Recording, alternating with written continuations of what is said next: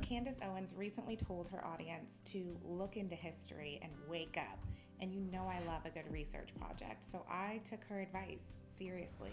And before I dive in, let me be very clear. I'm just asking questions, just like Candace told us to do. And if by doing that, you automatically assume that I'm paid by Israel, then yes, it tracks that you'd swallow Candace Owens' claims whole without a second thought. And that's exactly how we got where we are today. I am not paid by Israel. I'm not paid by Jews. I'm not paid by conservatives, liberals, or anyone else. And no, I'm not some Ben Shapiro fangirl either. If I were being paid, trust me, you'd get better lighting. No handlers, no donors, just me, a Wi-Fi connection, and some insomnia. My dumb behind actually just shares the truth for free. My only loyalty is to truth, even when it's hard, even when it's uncomfortable, and even when I sadly have to call out convenient lies. Candace encouraged her audience to look into Jewish history and the Talmud. She even recommended a book called The Talmudic Jew. So I did what she said to do, and here's what I found. The book was originally published in German in 1871 by August Rohling. Rohling claimed to cite the Talmud to argue that Jews were inherently malicious towards non-Jews. What Candace didn't mention is that historians already looked into this about 150 years ago. Independent scholars spent 2 years combing through Rohling's claims and discovered the citations were fabricated, distorted, or outright false. In other words, the book was completely fake and gay, as Candace herself might say. And Rohling lost his academic position and all credibility. Historians unanimously reject the work as anti-Semitic propaganda, not scholarship. Candace didn't stumble into bad history. She chose a book that historians had already exposed as fraudulent and used it anyway. You can verify this yourself. Search August Rohling, Der Talmud controversy on Google Scholar or JSTOR. Part of Candace's narrative stems from her feud with Ben Shapiro, and she's using that resentment to demonize an entire group of people. That isn't brave, that isn't logical, that's dangerous. I already know what some of you guys are thinking. If the historians discredited the book, that just proves that Jews control academia. I get skepticism. I'm naturally skeptical too, but when every counterfact becomes proof of the conspiracy, at that point you're not investigating history, you're protecting a conclusion.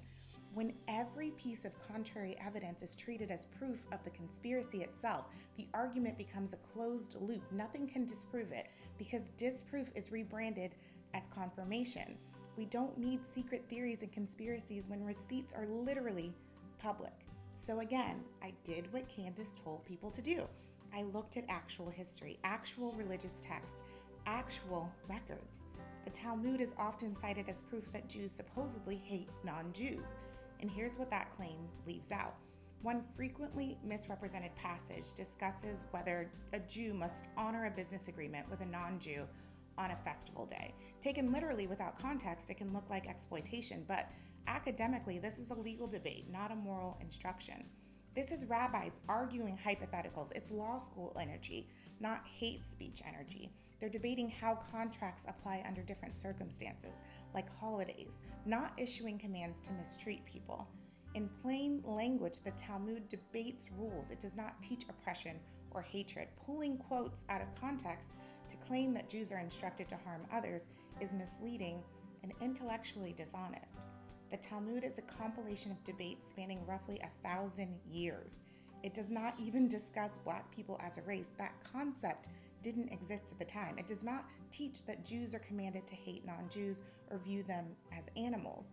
You can read these texts yourself in English through the Soncino Talmud or Sefaria.org, which is free, searchable, and includes commentary and historical context. I'm just asking questions. I'm not telling you what to believe, but context does matter. Now, let's talk about the slave trade. Candace has claimed that the Jews ran it. That is historically false.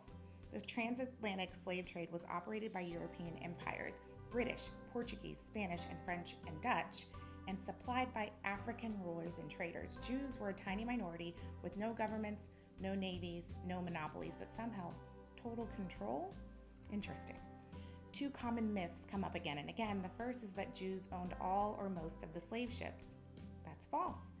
The ships were owned by state-chartered European companies backed by Christian monarchies. There's no shipping, port, or insurance record showing Jewish control. You can verify this in the Transatlantic slave trade database. The second myth is that the trade shut down on the Sabbath. I hear this all the time. That's also false. Ports operated on Christian calendars, not Jewish law. Global commerce did not pause for a religion that most Europeans actively persecuted. Ships sailed according to the weather and tides, not Saturdays.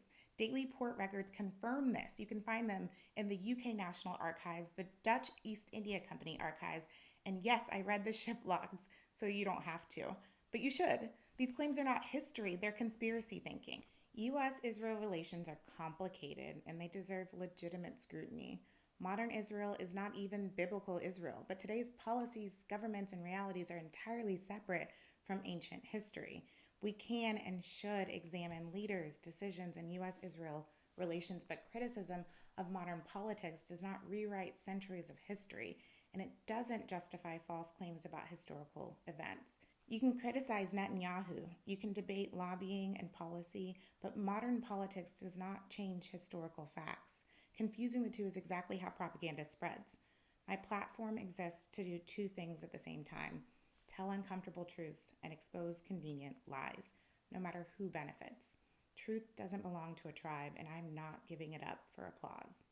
If you want to dig deeper, I've included links to Sefaria and the Soncino Talmud, JSTOR, and Google Scholar, the Transatlantic Slave Trade Database, the UK National Archives, and Dutch East India Company records.